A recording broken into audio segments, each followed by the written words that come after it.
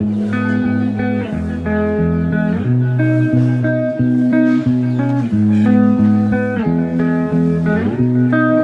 नमः।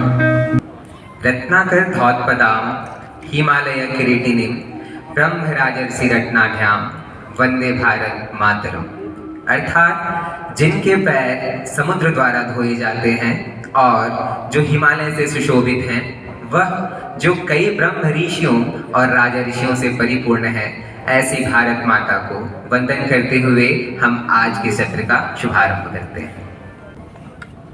A very good morning to one and all present here. Today we have gathered for a social science session. The topic for today's session is Bharatiya gender perspective. I, Yashvardhan Singh, on behalf of YUVA, welcome you all to the second day of Vimarsh 2022, the intellectual conclave. Balika aham balika, navyug janita aham balika, naham bala durbala, आदि शक्ति अहम अंबिका। अर्थात मैं एक लड़की हूँ, आधुनिक समय की लड़की हूँ, मैं कमज़ोर या शक्तिहीन नहीं हूँ, मैं आदि शक्ति हूँ, मैं अंबिका हूँ। In today's generation, gender equality has become a very important topic of debate in many intellectual gatherings. Today, we are going to look at gender issues from an intake-minded standpoint. The speaker for today's session is Dr. Saumya Dey. Sir has done a PhD at the Center for Historical Studies, Jawaharlal Nehru University. His primary research interests are intellectual and cultural history. He has till date authored 3 books: Becoming Hindus and Muslims, Reading the Cultural Encounter in Bengal, 1342 to 1905, Munshiram Manoharlal, 2015, The Cultural Landscape of Hindutva and Other Essays, Historical Legitimacy of an Idea, Shubhi Publications, 2019, and Narrativizing Bhāratvarṣa and Other Essays, Super Publications, 2021. I would like to call the speaker on the stage. Can we please have a round of applause for Today's session will be chaired by Dr. Renu Sen, Assistant Professor JNU. Ma'am specializes in gender and human security. I would also like to call Ma'am on the stage. Can we please have a round of applause? I would like to request Sargam Kumari from Bharti College and Khushi from Bharti College to come on the stage and felicitate both the speaker and the chair with a tulsi.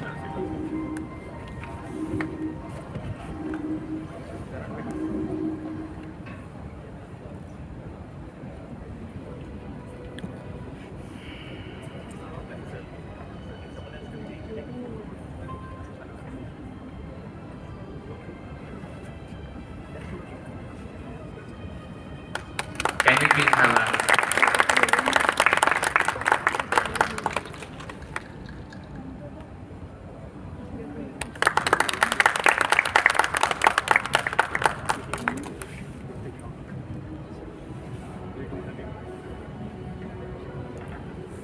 Now I would like to respect the speaker, Dr. Saumya Dey, to Good come morning on. and namaste. Good morning. All right. So I've been introduced before you, and you know by now that my primary research interests are intellectual and cultural history. I've done a PhD at the Center for Historical Studies at Jawaharlal Nehru University. So let me begin with a disclaimer at the very outset. Gender is not really my area. But of course, it comes in the purview of intellectual and cultural history because it is an aspect of human culture, and it is also an aspect of human intellect in the sense that gender is performative. We perform our gender roles in the world outside. It is also socially constructed, as a lot of scholars say, and culturally underpinned. So ideas feed into our gender roles, gender performances, and gender construction. So definitely gender falls in the purview of intellectual and cultural history, but as I said, I have not worked on gender in that sense. I'm familiar with with some conventional academic ideas pertaining to gender, but these are of course mostly left liberal, leftist ideas, and these are the very ideas that we have to contest, that we have to take on and defeat ideally from an Indic point of view. Now, what my plan for this session is that to begin with, I will summarize certain conventional left liberal or leftist ideas regarding gender, and then I'll open the floor to you. Once I've summarized these ideas, we shall try to dismantle, well, deconstruct, rather, or contest, and ideally find an alternative to these ideas. I think this session should be in the form of a conversation between us, between me and you. After all, the overarching title or theme for this affair, for this 3-day-long affair, is Vimarsh, and I think Vimarsh literally translates into discourse or a conversation, isn't it? My first language is not Hindi, but I think this is what Vimarsh translates as. It translates as conversation or a discourse. So my idea is to have a conversation with you, and as I said, I'll summarize a certain conventional academic ideas, which are leftist or left liberal ideas regarding gender, and then I'll open the floor to you, and I shall have a conversation with you, and during the course of a conversation, we shall try to find an Indic perspective, an Indic point of view on gender, which I'm sure is there. It is definitely there. It is there, imbricated in our social experiences, and we have to extract it from our social experiences, give it a cogent form in the form of concepts, ideas, cogent theoretical form, so that we can deploy it in the world outside, and through this deployment, we can contest these certain pernicious, very damaging leftist to left liberal notions about gender. So first things first, I hope I'm making sense to you. You can understand me. Sometimes, people say that I speak a little fast. So if that happens, do not hesitate to get me to pause and to slow down. So I hope I'm making sense to you. You can understand me fully, properly. So first things first, I hope you know what is meant by gender. Anyone, as I said, I wish to have a conversation with you. And might there be a mic for the audience so that they can make themselves heard? Can we deploy a mic in the audience?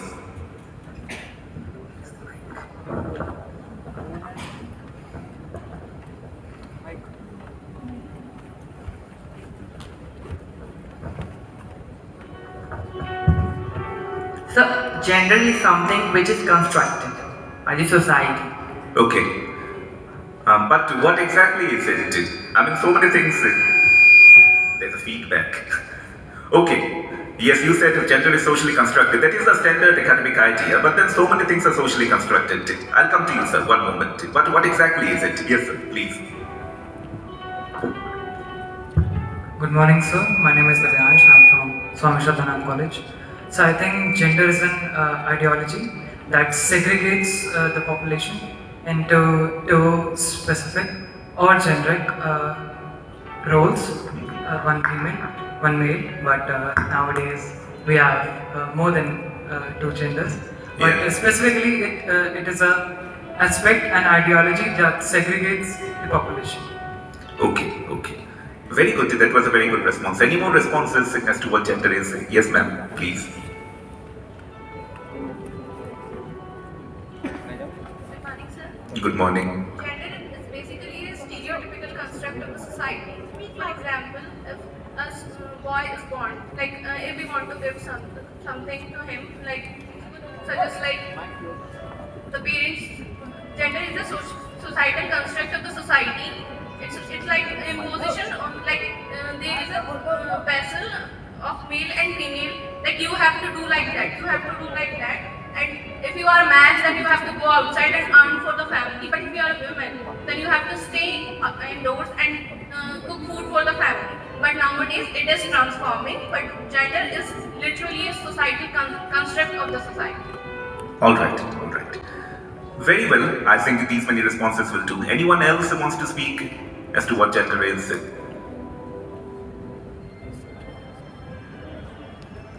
All right, all right. I suppose that these many responses will do. Very good, very intelligent responses. So yes, this is the standard academic notion regarding gender. The standard academic notion, the hegemonic notion regarding gender is that it is a social construction. And what kind of a construction it is? It is the construction of the stereotypical or the standard masculine or feminine roles that we play in our societies, isn't it? So men are supposed to be breadwinners for their families. They're supposed to be strong, aggressive. Women are meant to be feminine and nurturing, and they're meant to be caregivers and so on. So these roles are gendered roles. This is the academic idea, and these gendered roles are socially constructed. But exactly how? Now, the hegemonic idea, which is also a standard leftist idea, regarding the social construction of gender is that it is underpinned by this institution called patriarchy.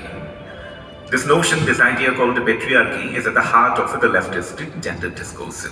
And what does patriarchy mean? Some of you might be aware of the meaning. The literal meaning originally was the authority of the eldest male member of the family. The authority exercised in the family by the eldest male member. But leftist discourse or left liberal discourse has expanded the idea of patriarchy.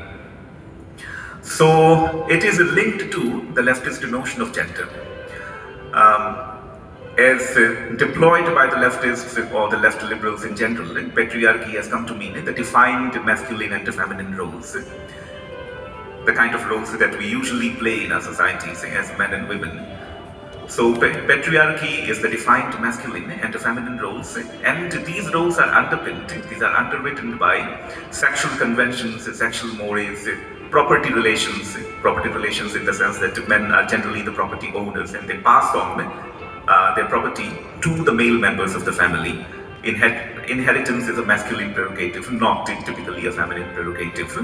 So patriarchy is the defined masculine and feminine roles. It is underpinned by sexual conventions, property relations. And these sexual conventions and property relations usually privilege the male over the female. This is a leftist or left liberal notion. Let me keep emphasizing this. Alright, and these notions are not necessarily true. These notions are quite often devious, dubious, and they are manipulative. Please keep this in mind. Not everything that you necessarily learn in your textbooks or in the classroom is an infallible truth. And we are here in this space to question our received notions, which is why the overarching title for this convention, Vimarsh, that is discourse or a conversation. So I hope I've been able to explain to you sufficiently well as to what patriarchy means when deployed in the standard leftist discourse or left liberal discourse. Patriarchy is the defined notions, the defined ideas regarding the male or the female, male and the female, regarding the masculine and the feminine. And these notions, these ideas are underpinned by sexual mores, sexual conventions, property relations. And according to these people, the leftists, the left liberals, these sexual mores and property relations privilege the male over the female. When did this idea of patriarchy catch on in academic discourse? As far as I understand, to the extent that I have been able to find out, this deployment, this usage of patriarchy goes back to the 1960s and 70s. This usage, the meaning, the sense in which patriarchy comes to be deployed, happens to be deployed today, goes back into the 1960s and 70s. And how exactly did this happen? How exactly did this meaning catch on? The root cause, as I understand once again, and my understanding is not necessarily final, you can add to it, you can question it. The root cause behind it, as I understand, was actually a serious turmoil, a serious crisis in the global left, in the world communism. You might have heard about this state, this entity called the Soviet Union that existed once upon a time until 1991. It was an autocratic state, much like China, and it comprised Russia and 14 other states. It was an enormous political entity.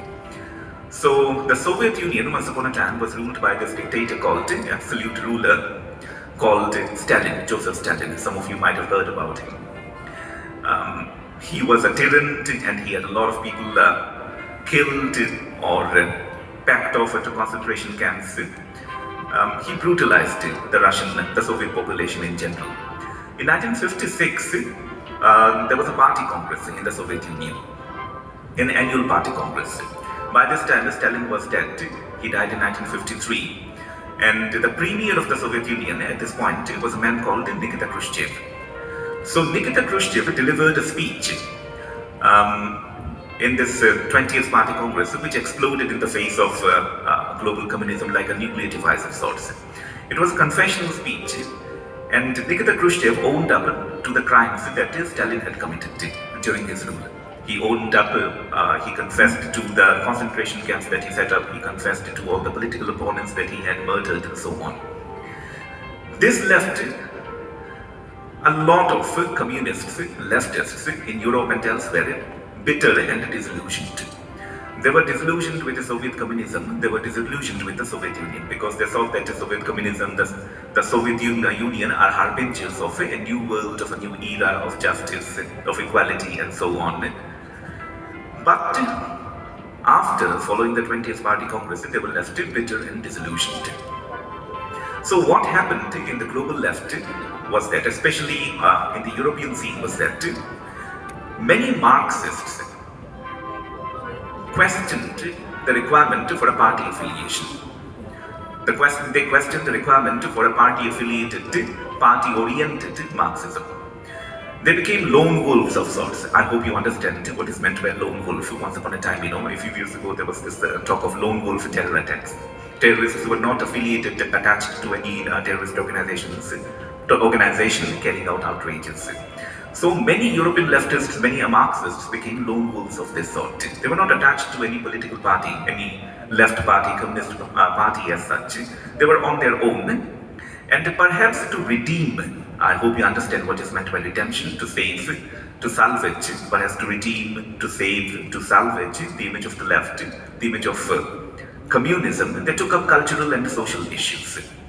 They began to advocate alternative sexualities. This advocacy of sexualities and alternative genders began in the 1960s in a big way. And it continued into the 1970s and 80s, and here we are today when we hear that there are 65 or 75 genders. So many of these lone wolf Marxists began to advocate and promote alternative sexualities, alternative gender identities. They critiqued the institution of the family, they critiqued the supposedly constructed gender roles, and so on. And they took up social and cultural issues. And in this way, advocacy entered academia, because a lot of these Marxists, lone wolf Marxists, were academics. They were professors, university professors, and a lot of them were students as well.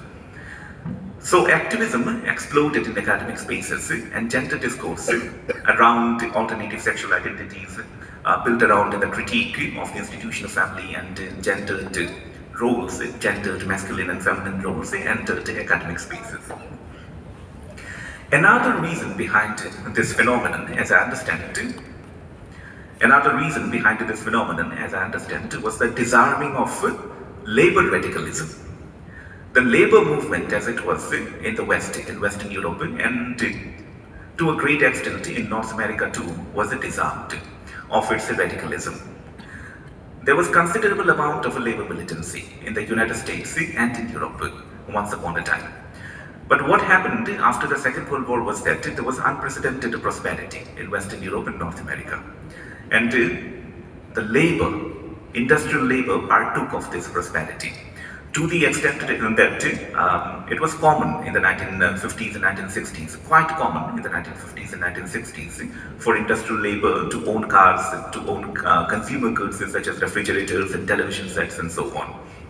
So there was a marked improvement in the living standards of labor, of the working class, of industrial labor.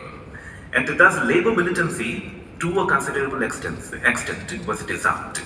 The hold of the left, the hold of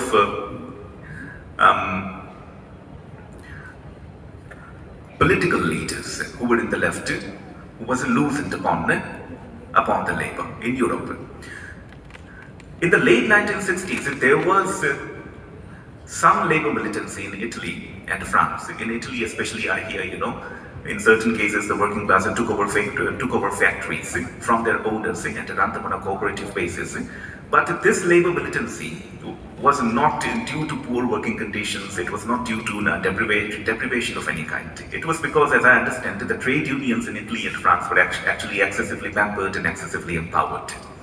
Anyway, to return to the point that I'm making, the working class industrial labor partook of the gains of capitalist growth after the Second World War, and they were largely disarmed of their militancy. This made the global left, the European left in this case, especially rethink its strategy. Because earlier, the original idea was that the proletariat, the industrial workforce, would be the agents of revolution. The left meant to use the industrial workforce, the proletariat, to overthrow the conventional state form, which according to them was based upon, premised upon capitalist property relations, production relations, and usher a new era. But as industrial labor, the industrial workforce was disarmed of its militancy, its revolutionary potential naturally diminished or disappeared. So the left rethought a strategy, and instead of using the industrial workforce, instead of using the proletariat to usher a revolutionary era, it made culture, society and culture its primary fields.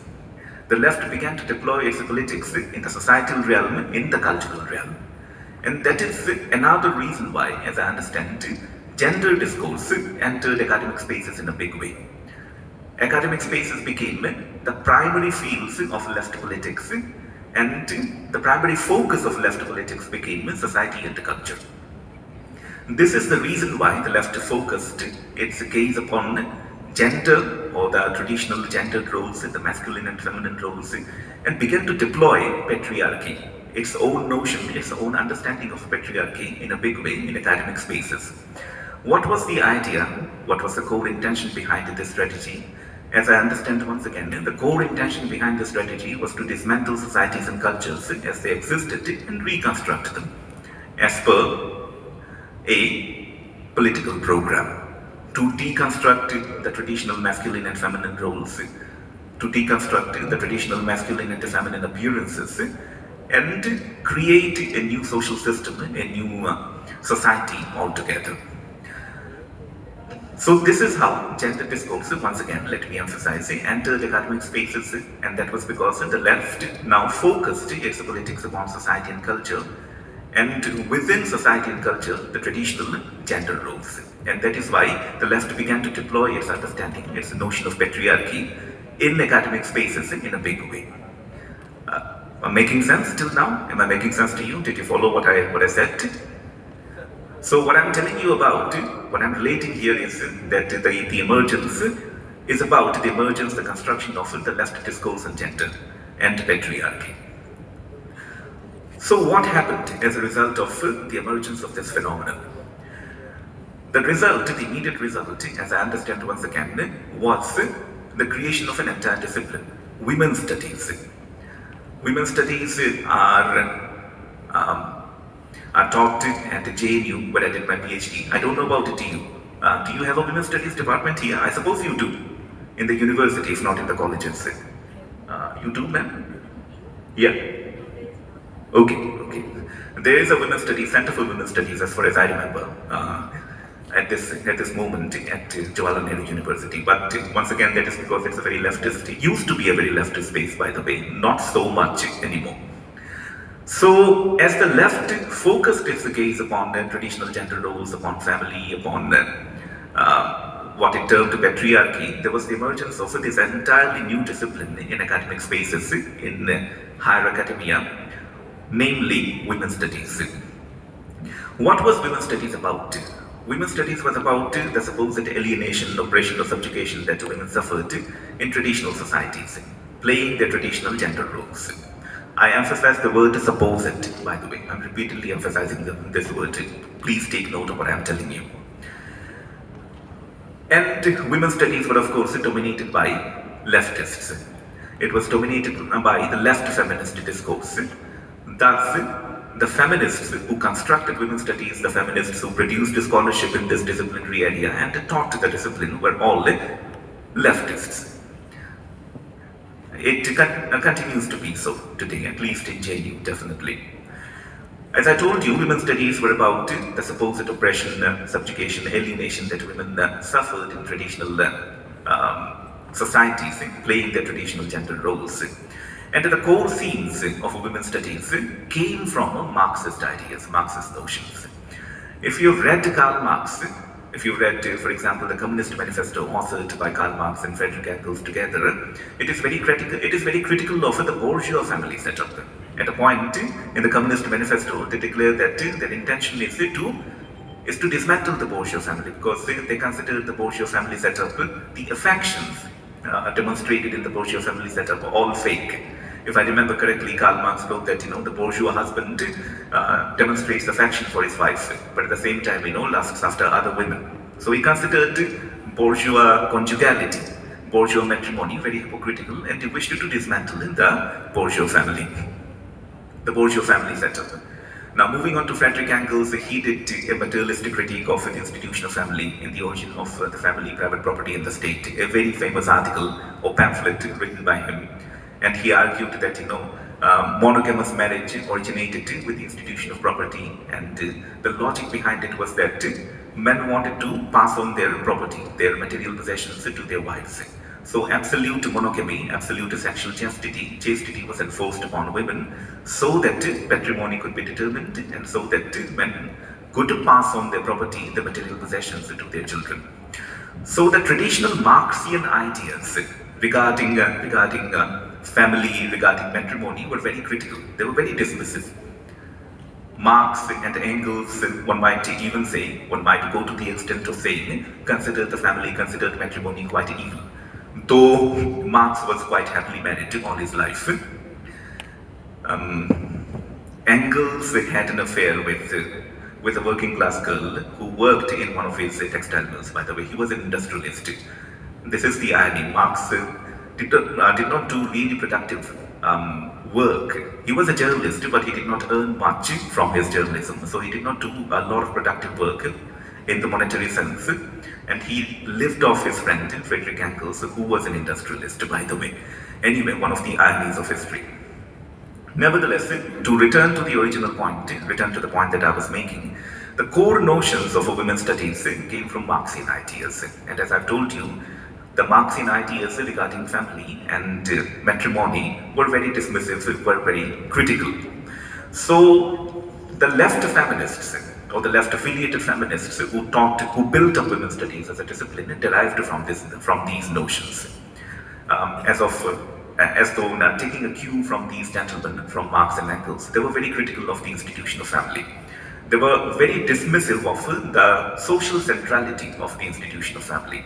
And they thought that the institution of family curtails the agency of women in various ways. It restricts them to traditional roles such as motherhood, the nurturing role associated with motherhood, and so on, and detaches them from material production. And thus, as I said, the institution of family curtails feminine agency.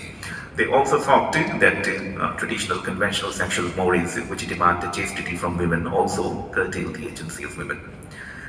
Indian feminism, women's studies began to catch on as a discipline in India in the 1980s, I think around the mid to late 1980s and early 1990s, and eventually it led to the establishment of a Department of Women's Studies at JNU.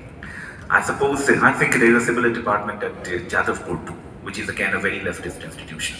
So Indian feminism took its cue from Western, North American, European feminism. In India, we have always blindly followed Western academic trends, intellectual trends.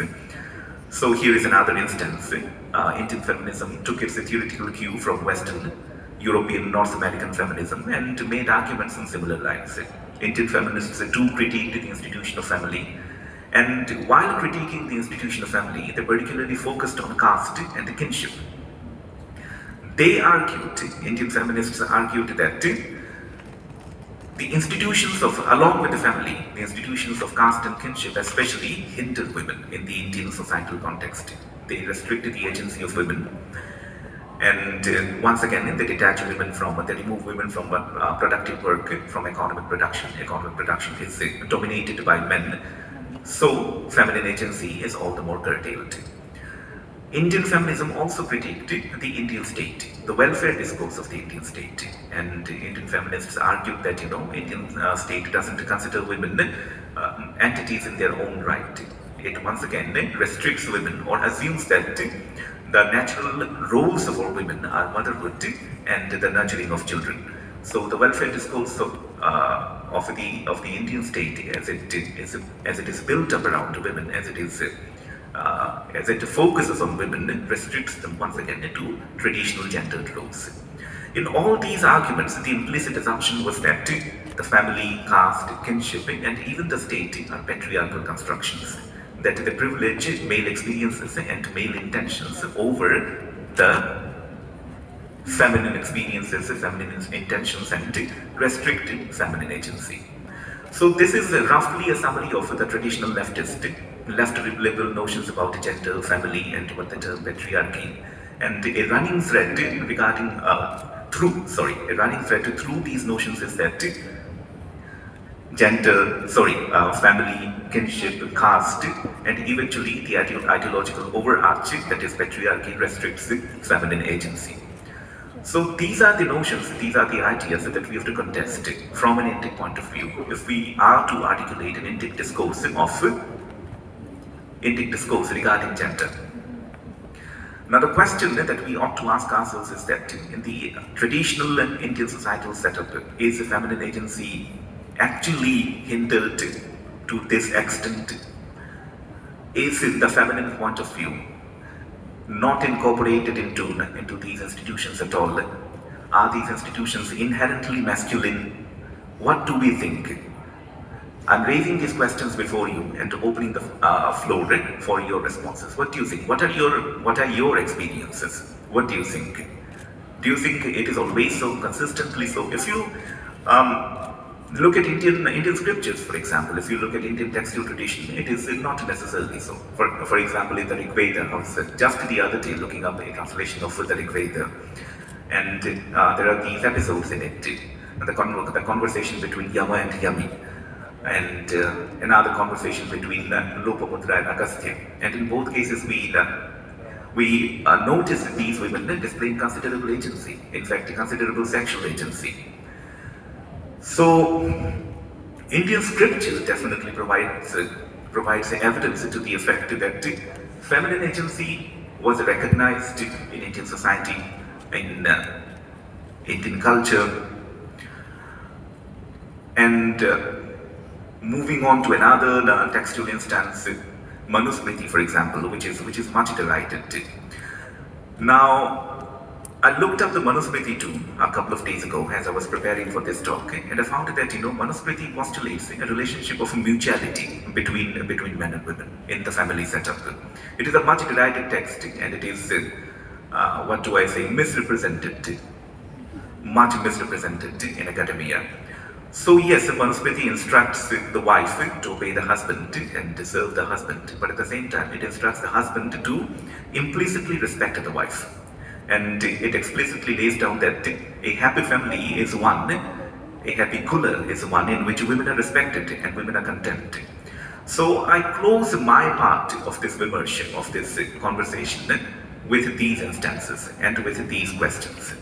So I've summarized the leftist notions, the left liberal notions regarding gender, regarding patriarchy, regarding family, caste, kinship, etc. And in all these cases, they argue that these institutions restrict feminine agency. Now the question that I've raised before you is that, is it actually so? Do you think Indian institutions, societal institutions, do not incorporate the feminine point of view at all? Do you think that they always restrict feminine agency?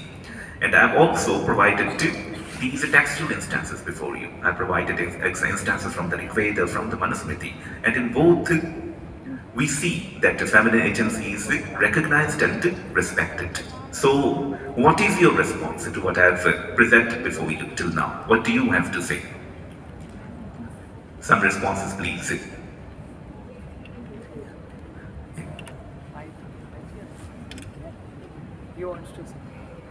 Yeah, go on. Where is the mic, by the way?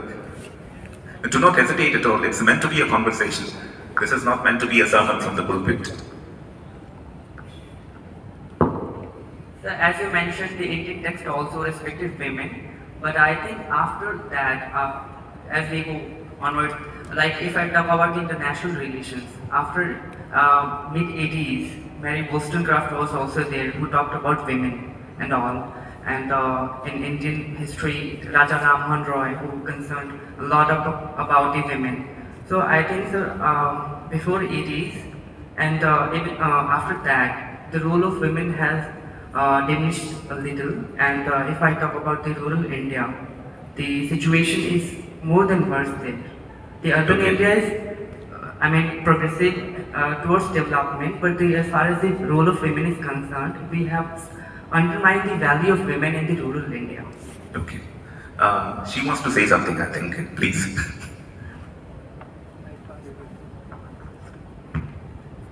Remember, the idea is to develop and articulate an Indian perspective on gender, which can take on these ideas that I presented before you.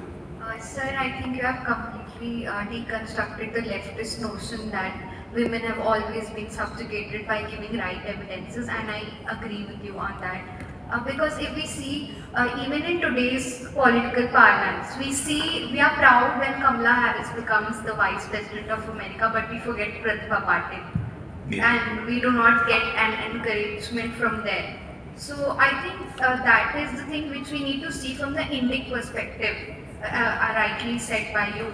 Even in political science, we take inspiration from the Athens and Greeks democracy, but we do not see the local governance system which existed in India much before that. So, sir, I agree. Yes, this reference to Greek democracy, by the way, and thank you for agreeing with me. And this reference to Greek democracy is very pertinent, by the way, because this brings me to the ancient Indian form of democracy as it existed in the Vedic period. Now, some of you might be doing a graduation in history, and if you're in the first year, you might be you are being taught in ancient India.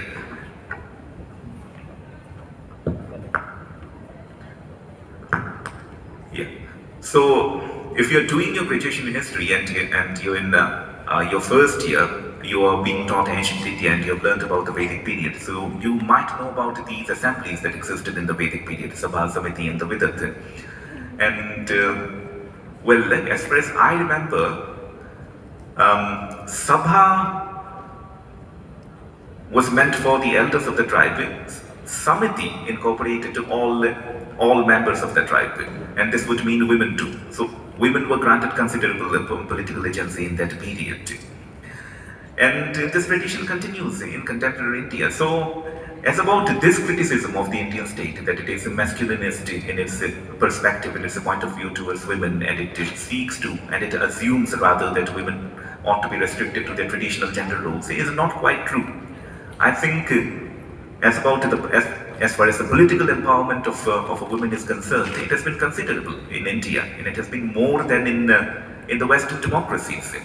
Now, you might not know this, till as late as 1927, British women did not have the right to vote. And even when they were granted the right to vote, it was only meant for propertied women. But the Indian state gave women the right to vote, from its inception. In 1947 itself, well, in 1950 itself, when the Indian Constitution was adopted. So here are a couple of points for you to consider. The political agency of women was recognized, was acknowledged in ancient India, and it was deployed. And as about the Indian state itself, it has politically empowered Indian women to a considerable extent from its very inception. And the Western democracies took a lot of time to do that. A form of democracy, parliamentary democracy, began to emerge in Britain from the 13th century onwards, when regular parliaments, or at least frequent parliaments, were called by the English rulers. Considering that, keeping that in mind, Britain took very long to politically empower its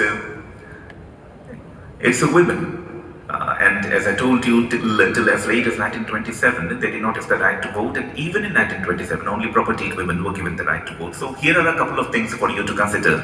The political empowerment of women in India, and the fact that, in my opinion, the Indian state does not seek to restrict women to traditional gender roles. It is actually very progressive in its outlook as far as the social agency, political agency of women is considered. All right, I've been told that we are meant to have a question and answer session here. So, it is It is a continuation of the idea that I broached before you, that we have a conversation amidst us, that there is a conversation between you and I. So you may raise questions now. I've raised a few questions for you to consider, and please, as you raise questions, respond to the problems that are posed before you. How do we develop? How do we articulate an Indic perspective on gender? नमस्कार sir, मेरा नाम मुंशीरम कुमार, मैं जामिया मिलिया इस्लामिया से हूँ। Sir मेरा question है prostitution by force और prostitution bye Wills, उसमें इंडिक व्यू का क्या व्यू पॉइंट है? Well, if the scriptural point of view is concerned, I'm quite in the dark here. I have done no scriptural research on this. But I can tell you this, that in ancient India, there were these women who were called Ganikas. They were public women, definitely, but they were highly respected, and they were meant to be versed in the 64 arts. They were meant to be poetesses, they were meant to know the art of painting and so many other arts. So, thus the role that they discharged in society, which was of comforting men or entertaining men with their sexuality, was not looked down upon. It was in fact a nearly sacred role. So once again, when women deployed their sexuality in this form, in a very in a very unhindered manner, even then, Indian tradition, Indian moral discourse had a place for them. This is something that we want to keep in mind. I hope I'm making sense to you. Anyway, let me return to the question that I posed, and as you pose your own questions, please try to respond to me. What are your own experiences in your own family, in your own clan, in your own village regarding feminine agency? What do you think? How does Indian society incorporate the feminine point of view? How is the feminine perspective articulated, deployed in Indian society, in the Indian familial setup? What are your own experiences as a young Indian citizens? As you pose your own questions, I've given you 3 examples now. How feminine political agency was deployed and definitely respected in ancient India. How the Indian state has politically empowered women. How even feminine sexuality, a very blatant and open deployment of feminine sexuality in the societal context too was respected in Indian discourse, in Indian tradition, in Indian moral discourse. I've given you the instance of the Ganikas. Amrapali, for example, in Buddhist lore, was a Ganika, and she was actually quite respected and a very accomplished woman. Anyway, so this is the task that I'm repeatedly emphasizing. I'm placing before you. Please articulate your own experiences as social beings. What have you noticed in your own societies? Once again, let me share my own experience with you. I teach in Haryana, in rural Haryana. I taught at Jindal Global University for 7 years. And some months ago, earlier this year, I joined Rishivat University. I noticed that, though Haryana has a reputation of being uber conservative and very patriarchal, women are visible all over in multiple roles. I think Haryana has empowered its girls very well. They're doing very well in sports. They're, of course, receiving higher education in very visible, very considerable numbers. And women, of course, participate in the agrarian, the rural economy. They take care of animals. They also perform agricultural work. So despite the fact that this state has a reputation of being extremely conservative and extremely patriarchal, it has actually made considerable progress, visible progress in empowering its women, its girl children. And if traditional Indian moral discourse, familial setup did not have the capacity to do so, it won't happen. This is my personal hunch. So what are your own experiences? Once again, please share your own experiences regarding the articulation and expression of feminine agency in Indian society, Indian family. What do you think? What have you noticed? They are, contributing in the agrarian society, agriculture, whatever be the household chores, they are contributing in that. But I'm from the Eastern UP, so I mentioned the condition over there. But as far as the academia is concerned, if they are graduated enough, go and marry. If they want to pursue their career in sports, in media, etc., they are not allowed to do so. After a certain level of education, their education is over, and now they have to marry. I'm talking about some of the districts from where I belong. Okay. Yes. Definitely exist, and which we have to address. But to return to the leftist ideas regarding gender, regarding patriarchy that I summed up before you, what do you think? Are gender roles as defined in the Indian cultural context, in the Indian societal context, and is this definition underpinned by this overarching, well, if it is an underpinning, it can't be an overarching, is this definition underpinned by a pervasive patriarchy? Do you think the masculine and the feminine are as rigidly segregated, the ideas regarding the masculine and the feminine are as rigidly segregated in Indian tradition, in Indian imagination? Remember, we have this concept of a deity, the Ardhanarishwara. I'm reminding you about this. So, what do you think? Does Indian society have a place for androgeneity? What do you think? What is your own perception? What is your own understanding? Good morning. So I think that there are some unspoken facts. Although we should also consider that our patriarchal society, actually the graph is progressive. Like for example, some may believe that we still we still think very stereotypically. We still have our perspective that makes us believe that men would always be superior in some work. Although the graph, I would say, is still progressive. And one particular thing that I'd like to share is that in certain specific areas, in certain areas, there are specially restrictions to women. For example, whether be it in sports or be it in other expertise that require physical strengths.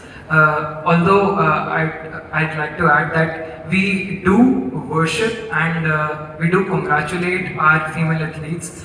For example, if we look around, we have our women athlete photos, our air pistol athlete photos there. So we do congratulate them. However, if we look from the beginning, there isn't any support from the beginning. There is always support at the end. For example, if I want to pursue sports, if I want to just go for it, so I'll have that I'll have that action taken very easily. I'll get that support very easily. However, for women, it is a bit difficult.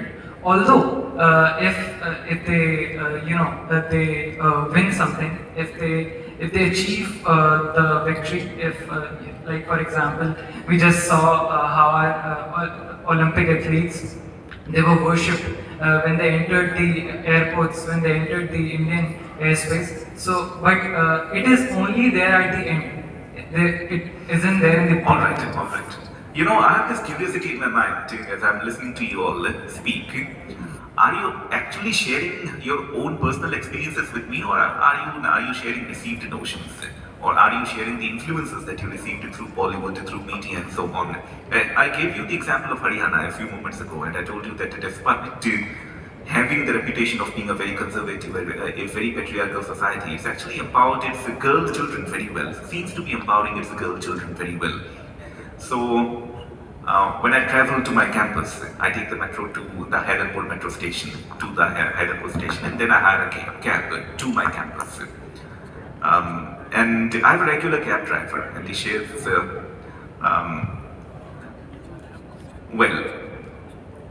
his aspirations, his hopes for his children with me sometimes. So we have conversations. So he tells me that, he has a daughter.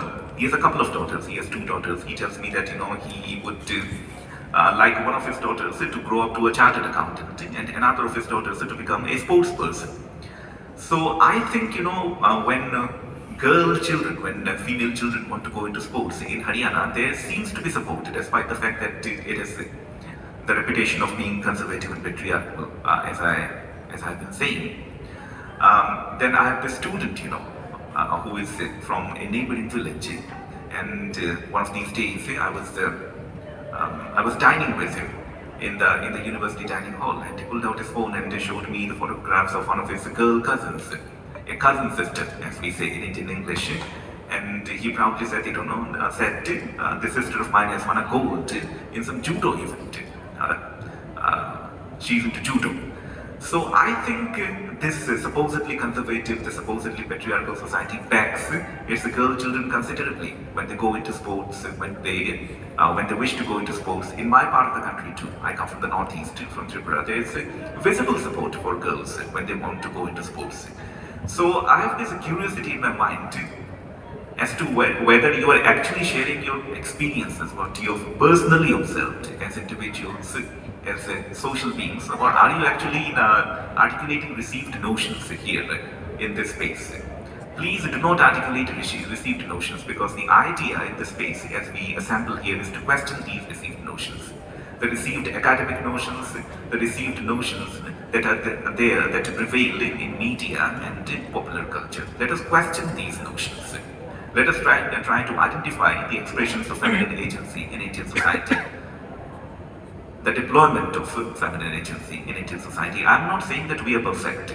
Definitely there are imperfections, there are problems. And I wish more girls to speak. By the way, only one girl has spoken till now. Only boys are speaking, interestingly. Go on, sir, please. You wish to speak, I suppose. Sir, I just wanted to ask, and I just wanted to mention a point that what I see is hypocrisy around, right? Because as you said, we are being, forced into a typical gender society. So far, what we have seen recently, Chief Justice of India has mentioned we should ensure more, feminist laws in the constitution, in the constitutional spaces, right? So that Western idea of feminism, like we see that, recently adultery has been delegalized, and apart from it, the sacred institution of family and the marriage, the sanctimony of marriage is being destroyed. It's being more of an intimate contact, right? A sexual intimate contact. So apart from this, in the typical gendered society or in the familial society, so what impact will this Western concept play in the times to come? Because a lot of section of society is being forced upon with the idea of hijab, like before February, which was not, right? So now they are being pushed by their families, like apart from one community or one religion. So how will this impact the future generation or the upcoming times? This modern idea of femininity? Yeah, well, to put it plainly, it's a problem from my point of view. If legal discourse is backing itself upon the ideas developed in Western feminism or Western women's studies, it is a problem. Because as I've told you, I don't know if you were here from the very beginning, sir. When I started to speak, I summarized the left liberal, the traditional leftist or left liberal notions regarding gender, patriarchy, and I outlined the emergence of women's studies as a discipline and premised upon these ideas. So if Indian legal discourse is premising upon these ideas, it could be a problem, because these ideas are meant to dismantle, these ideas are meant to deconstruct society, family values, the institution of family itself.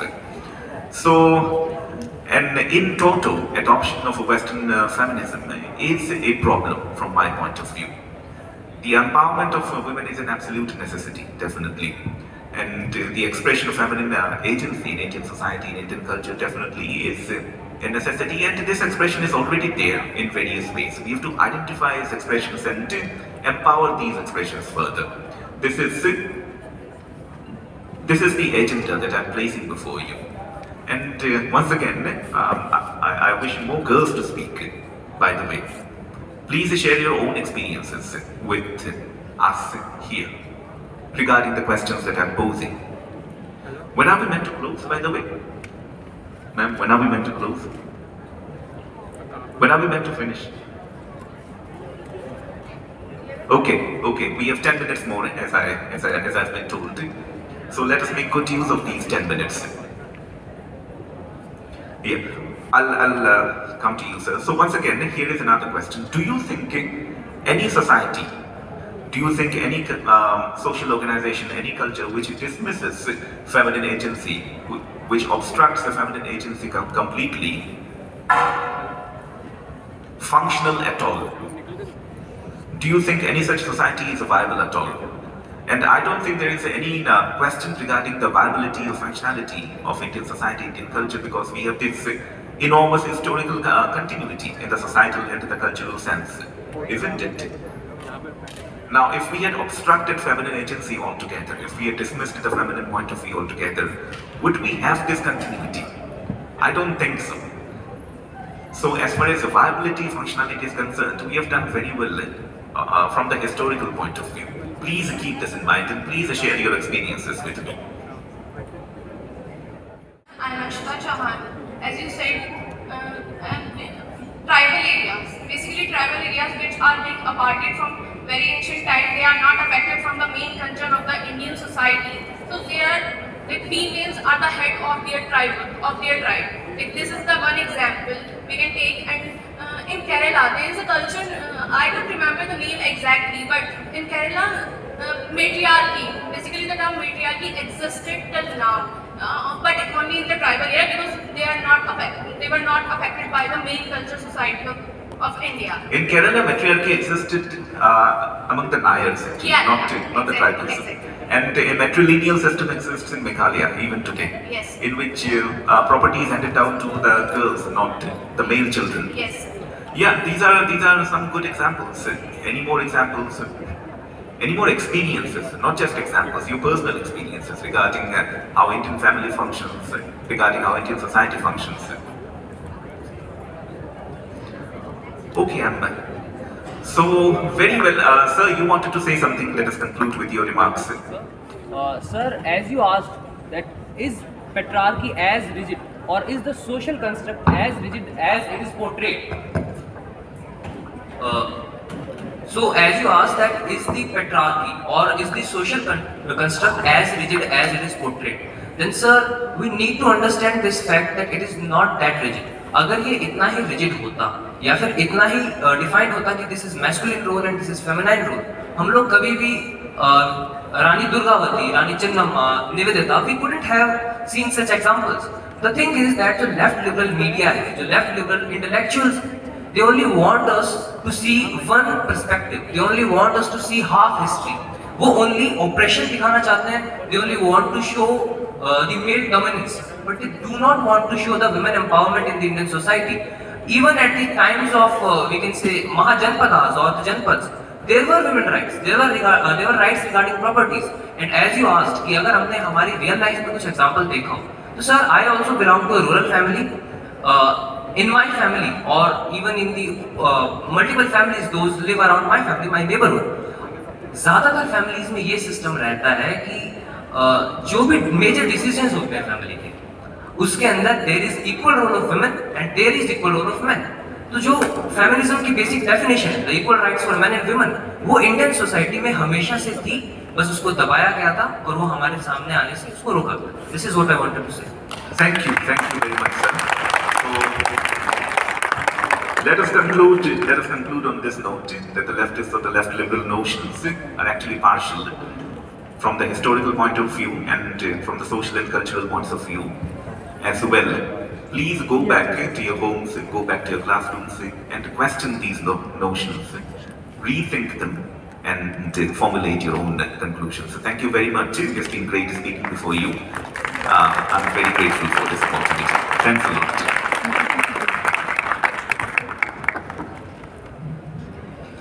Thank you, sir.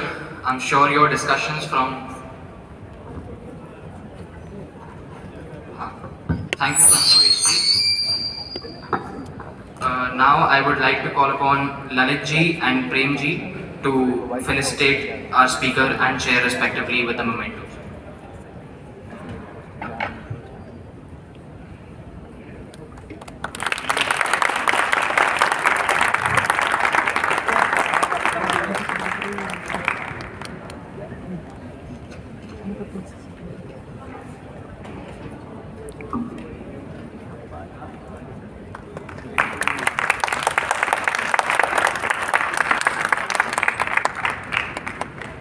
We will conclude the session with a vote of thanks from Vimal ji.